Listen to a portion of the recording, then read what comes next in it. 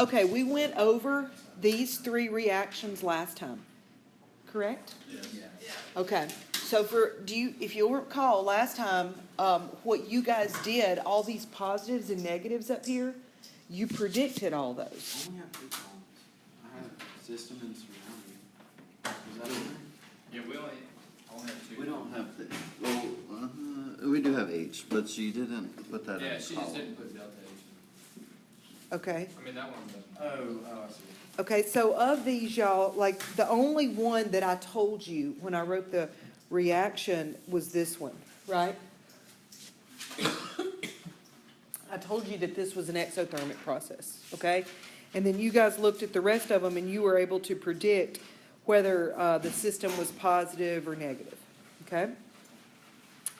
And I believe, excuse me, I believe the last thing we were talking about is we were pointing out the system and surroundings. And so we pointed out, like for the first reaction, that you can have a delta S of a system positive and the surroundings negative. Tell me again, what does a positive delta S mean? More chaotic. More what? More chaotic. Yes. Positive delta S means it's getting more chaotic, right? Or how I said it was more random, right? Or more disorder, any of those. And of course, negative means it's moving towards order. What did S stand for? I mean, that's what it means, but what is the word? Entropy, okay? Likewise, you can have a negative system and a positive surroundings, okay? You can have the delta S of the system and the surroundings both being positive. What you can never have for a process to be spontaneous is for both of them to be negative. And that's the last thing we said, you're right? And that's the second law of thermodynamics, okay? Which says, I didn't leave room to write it. For a process to be spontaneous in the forward direction, This is the second law of thermodynamics. yes.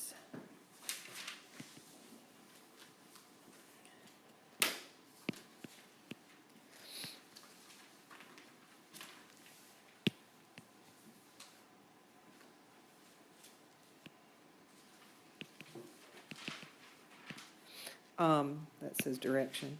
I just looked away when I was writing, so it got sloppy. The delta S of the universe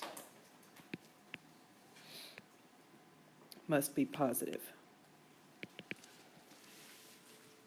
Just say universe. Okay? The delta S of the universe is equal to the delta S of the system plus the delta S of the surroundings.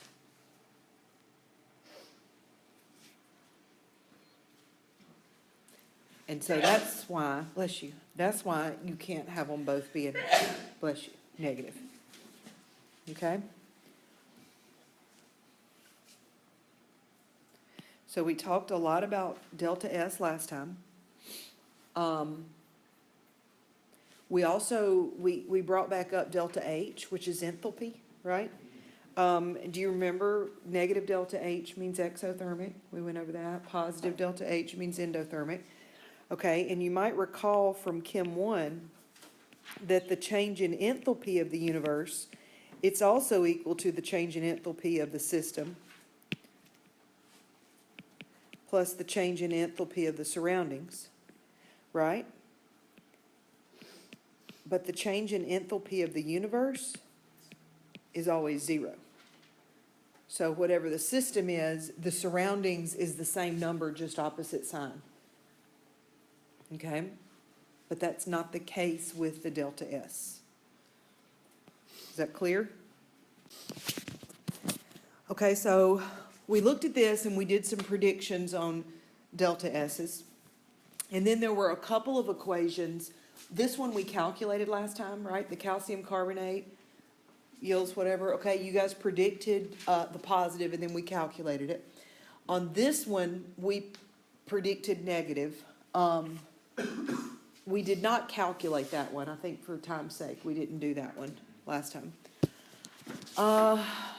And also, let me take that one off. I believe I gave you this formula last time that Okay, this is system that we have. And I told you that the delta S of the surroundings is equal to negative the delta H of the system.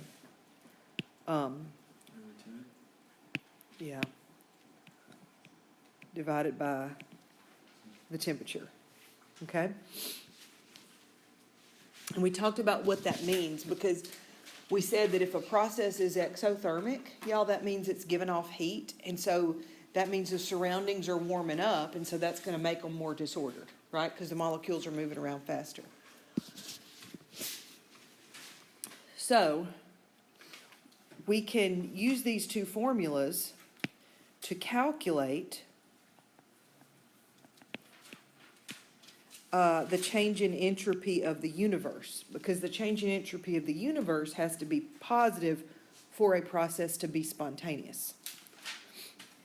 So we have the system.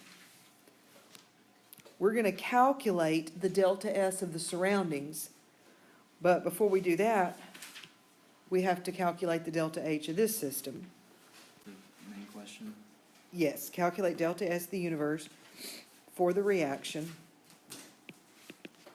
It's this calcium carbonate one that we've been looking at.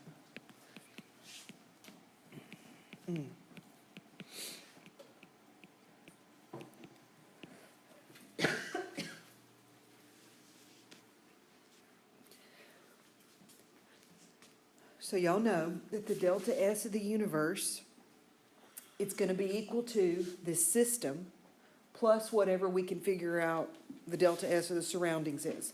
Now, you can, this delta H of the system, you can look all that up in the appendix too. Remember how we did that last time, y'all? Look everything up and do products minus reactants. But just to save time, this is the one I just looked up in the book. And then I lost it. It's 177.8 kilojoules per mole. So I'm going to give that to you.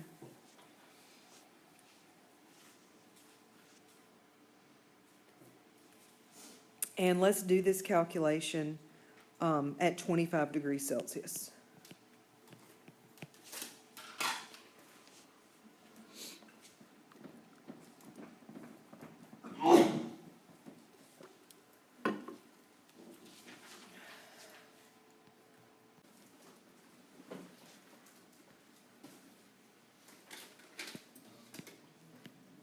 So the delta S of the surroundings is equal to negative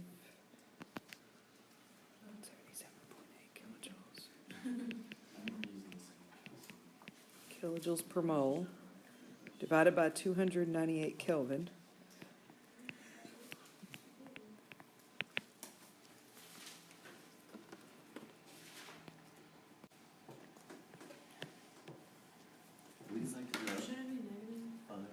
Yes, it is negative.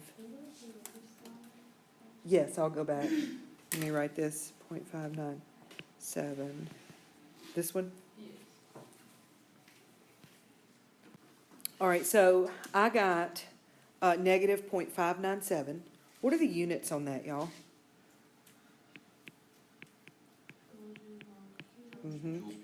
It's kilojoules per Kelvin times mole, or kilojoules per mole times Kelvin, whichever way you do it. So you got to be careful. Why is it that? Because y'all, enthalpies are always in kilojoules. So when you use this formula, your delta S of the surroundings is going to be kilojoules. Well, we calculated last time the delta S of the system, right? And that is the 160.5 joules per Kelvin mole. So what do I have to be really careful about when I'm going to calculate the delta S of the universe? I'm going to have to add these two together, am I not?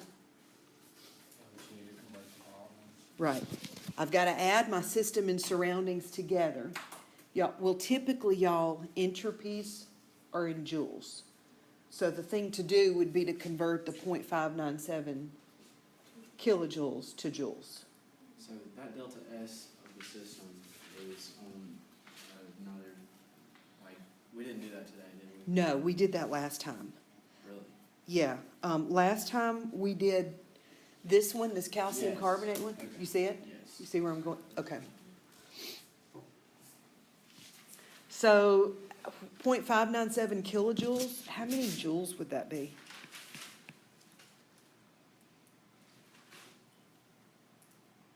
Offset 97. Right. There's 1,000 joules in a kilojoule, so it's 597 joules per Kelvin mole. Being careful that you keep the negative, right? How's that? What is it? I thought, so when you add them, they have to be positive, right? No, they may not be positive. If you add them up and the delta S, the universe, is positive, that means it's spontaneous. If it's negative, it means it's not spontaneous. Okay? Okay, so it does not have to be. Negative, I haven't calculated it. Yeah, you get negative 436.5 joules per Kelvin mole. Okay, so is this process spontaneous? No, because it's negative.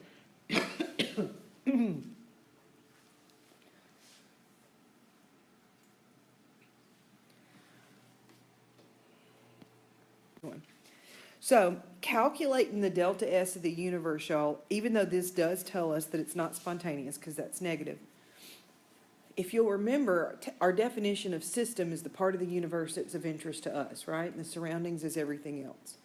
So typically, when you're looking at a process, you don't calculate universe, you don't calculate surroundings. Everything you calculate is about the system, okay? So this is not, I mean, this isn't something you would normally calculate.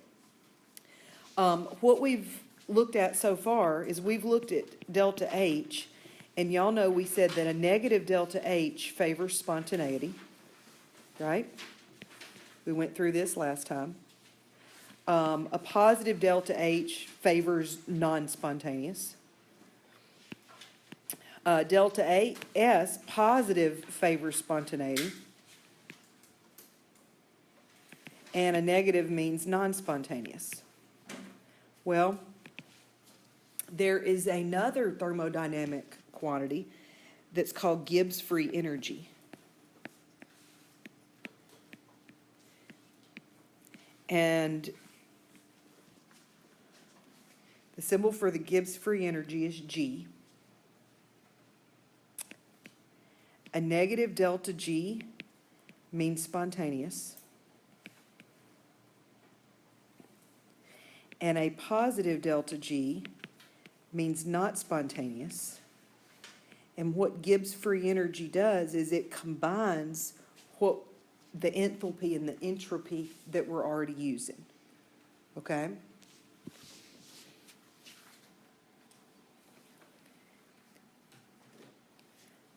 So, I'm just pausing because you guys are still writing. So the Gibbs free energy can combine this information of enthalpy and entropy and the different signs of it. The formula for Gibbs free energy is delta G is equal to the delta H minus T delta S. That negative delta G means spontaneous,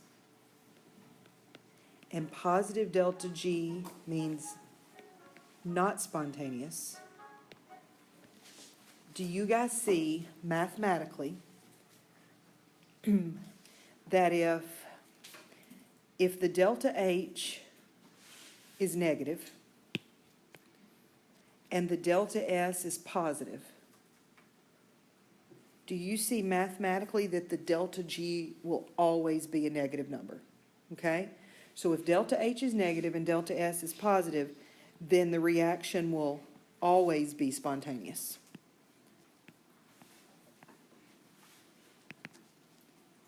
Okay? Do you see the flip side of that? If the delta H is positive and the delta S is negative, then the reaction will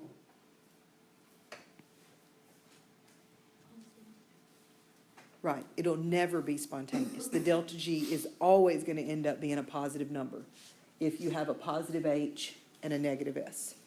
Okay? What if your temp was like really low? It won't matter You can't get the temp low, because temperature has to be in Kelvin. So it can't be a negative temperature. Because Kelvin's an absolute scale. What if it was, no, It won't. It can't get low enough. If-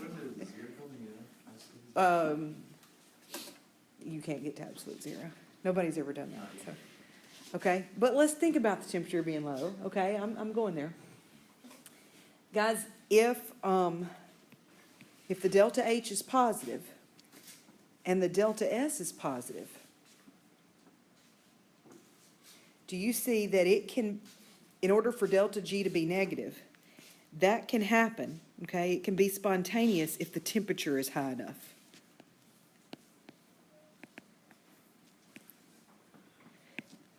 And so over here, when I say it's spontaneous at high temperature, what spontaneous means is the delta G will be negative if the temperature is high enough. Okay? So, and here's your low temperature. If delta H is negative and delta S is negative, then when is it going to be spontaneous? When the temperature is low enough.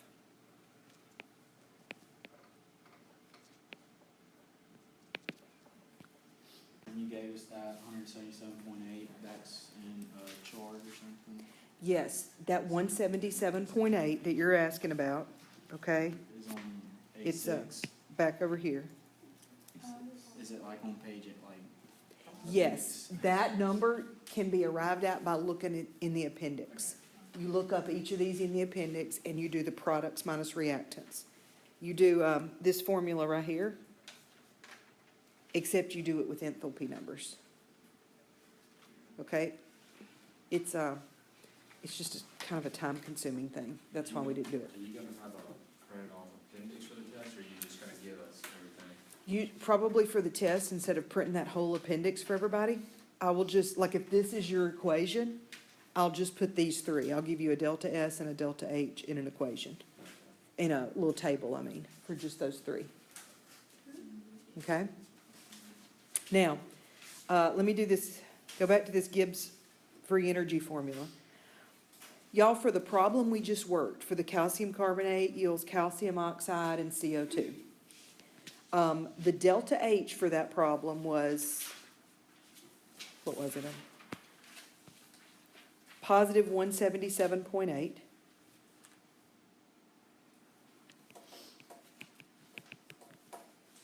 Kilojoules per mole.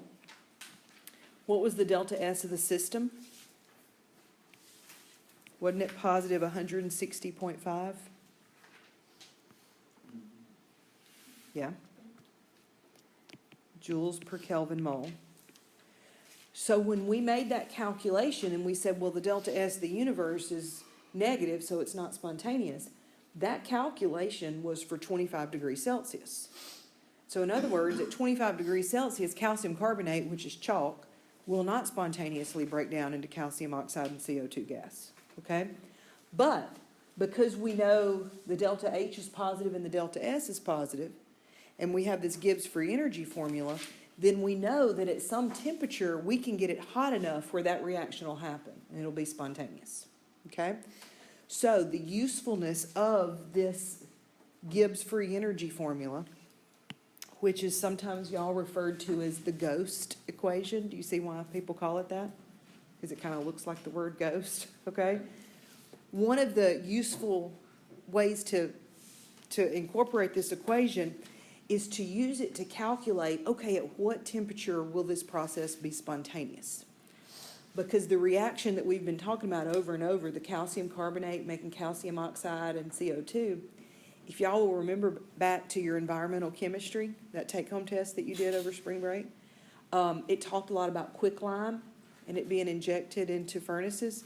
That's the reaction, the calcium carbonate breaking down into calcium oxide. That's how you get quicklime, right, to clean the smokestacks. So that has to be done, and it has to be done at a high enough temperature to make the quicklime. So here's how that works. I'm going to kind of derive the formula, because this formula right here, the ghost equation, will be on the board for your test. The question is going to say, based on these two numbers here, at what temperature will the reaction be spontaneous? Okay?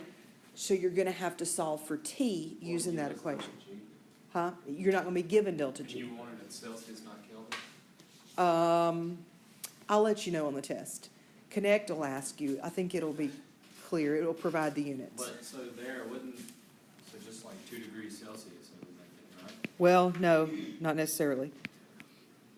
At what temperature will the following reaction be spontaneous?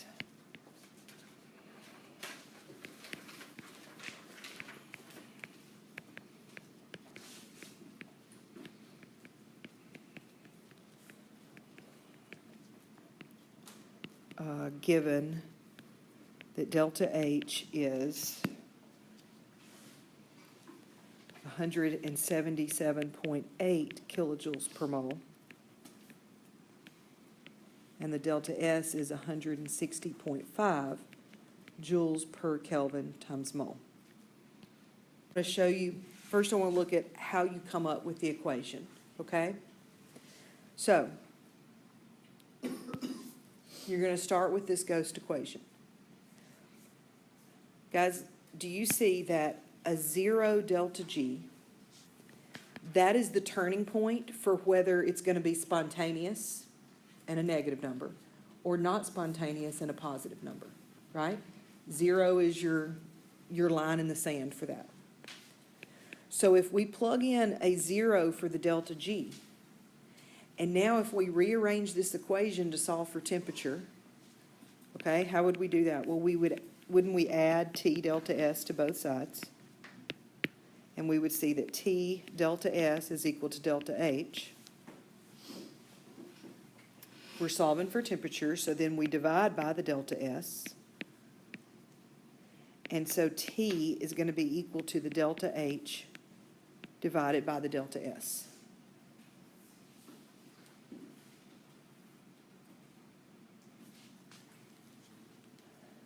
So this final thing I have here, this is the equation we need to answer that question. But that came from the ghost formula. Okay? So we say T is equal to the delta H divided by delta S, and somebody said it a second ago. Who said something about units and converting? Okay? So what are you going to do with your delta H and your delta S before you start plugging them in and calculating? Delta S has to be multiplied by 1,000. Okay, yes. They've got, the units have to match. So you can either divide the delta S by 1,000, right? Or multiply the delta H by 1,000. So you can either make them both joules or make them both kilojoules. Okay? I'm going to convert them both to kilojoules. So 177.8 kilojoules per mole divided by 0.1605 kilojoules per Kelvin times mole. 1,107. Say again. 1,107.8.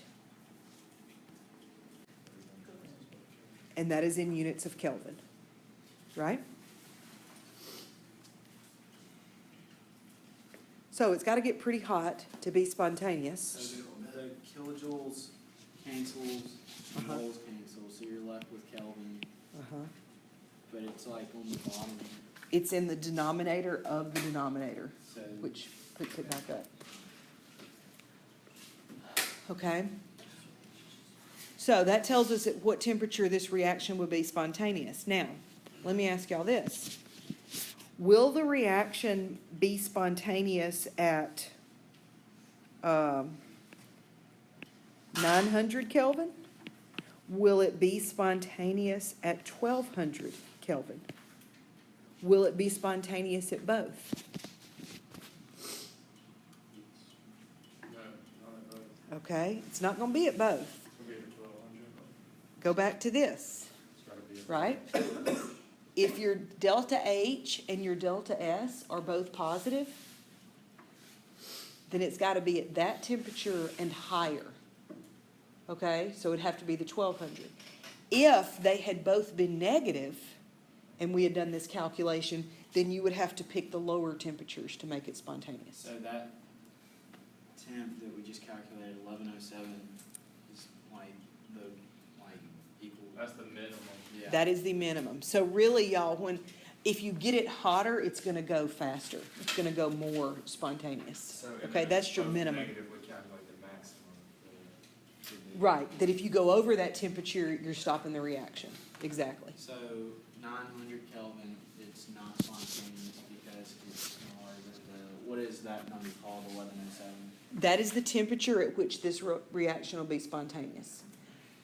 But because both of these are positive, it has to go higher. So it's gonna be the 1200 Kelvin.